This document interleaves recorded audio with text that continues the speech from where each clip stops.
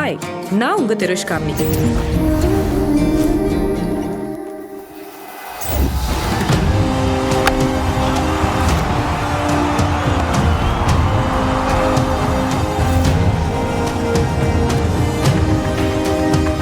I'm an Indian cricketer and a sports broadcaster.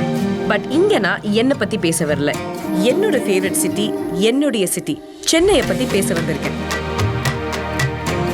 Chennai தமிழ்நாடோட தலைநகரம் மட்டும் இல்ல, பல லட்சம் மனிதர்களோட லட்சிய கனவுகளுக்கு உறுதுணையா இருக்கக்கூடிய நகரம். இத்தனை கனவுகளுக்கு ஒரு பயணம் வேணும் தானே? நான் இப்ப குறிக்கக்கூடிய பயணம் பொதுமக்களை நோக்கி வரக்கூடியது. அதுதான் பஸ் பயணம்.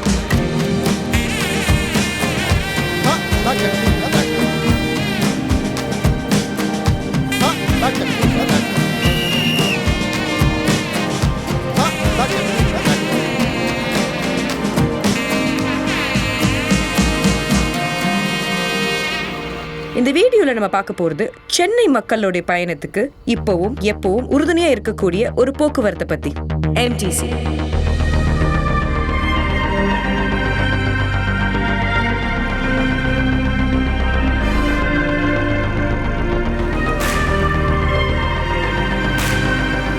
இந்த பஸ்ஸை நம்பி சென்னையில மட்டுமே ஒரு நாளைக்கு கிட்டத்தட்ட 35 லட்சம் பேர் இருக்காங்க.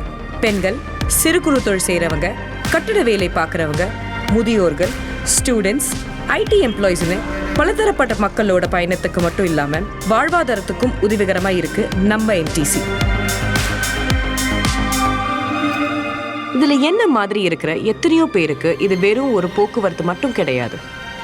எங்களுடைய கதைகளையும் கனவுகளையும் வாழ்க்கையும் பின்னி பிணைஞ்சிருக்கக்கூடிய தவிர்க்க முடியாத ஒரு அங்கம்.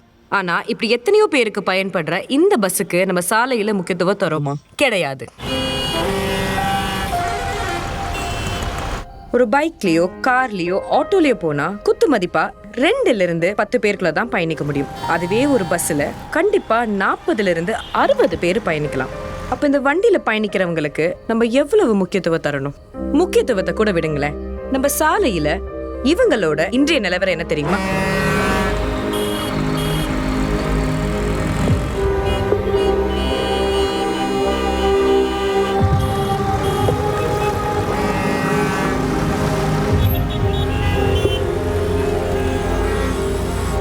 இதுல வேடிக்கையான விஷயம் என்ன தெரியுமா? நம்ம யாருமே இது வேணும்னு பண்றது இல்ல. உங்களுக்கு ஒரு இன்ட்ரெஸ்டிங்கான ஃபேக்ட்ஸ் அல்லவா? சென்னையில மட்டுமே 3408 எம்டிசி பஸ் 660 ரூட்ல இருக்கிற 6325 பஸ் ஸ்டாப்ஸ்ல நிக்கிற 35 லட்சம் பேருக்கு சர்வீஸ் பண்றதுக்காக தினமும் 42270 ட்ரிப் இயக்கப்படுது. பட் எவ்வளவு பண்ணாலுமே நம்ம பஸ்ஸை பத்தி எல்லார் மனசுலுமே ஒரு சின்ன குறை இருந்துட்டே தான் இருக்கு. அது ஏன் தெரியுமா? சில சமயத்துல நம்மளே அறியாம சாலையில நம்ம பஸ்ஸை மறிச்சிடுறோம். இதனால பஸ்ஸை மட்டுமே நம்பி இருக்கக்கூடிய நிறைய பேருடைய வாழ்வாதாரம் பாதிக்கப்படுது. ஹே, என்னப்பா எல்லா பழியும் எம்எல்ஏ போடுறேன்னு நீங்க யோசிக்கிறது எனக்கு கேக்குது. கோவப்படாதீங்க. இங்க யாரும் யாரையும் குத்தம் சொல்ல விரும்பல. இந்த பிரச்சனைக்கு ஒரு தீர்வு காணதா நாங்க உங்ககிட்ட இந்த பதிவு மூலமா வந்திருக்கோம். நம்ம அரசாங்கம் எம்டிசியோட சேர்ந்து ஒரு கேம்பெயினை உருவாக்கி இருக்காங்க. இந்த கேம்பெயினோட பேரு பஸ் ஃபர்ஸ்ட். இந்த பஸ் ஃபர்ஸ்ட்னா என்ன? இந்த பிரச்சனை தீர்க்க என்னதான் வழி? சாலையில பஸ்ஸுக்கு வழி விடுறது தான் ஒரே வழி.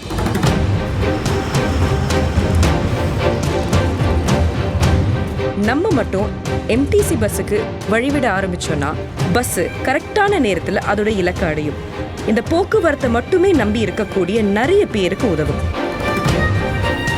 பைக்லயும், கார்லயும், கேப்லயும் போற எனக்கு பஸ் நேரத்துக்கு போனா என்ன, போகலனா என்னன்னு நினைக்காதீங்க. இனிமே இந்த போக்குவரத்தை நம்பி இருக்கக்கூடிய மக்கள் எம்டிசி பஸ்ஸை மட்டும் நம்பி இல்ல, உங்க மாற்றத்தையும் நம்பிதான் இருக்காங்க.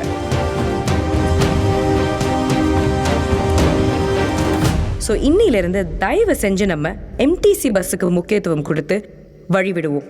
Bus first.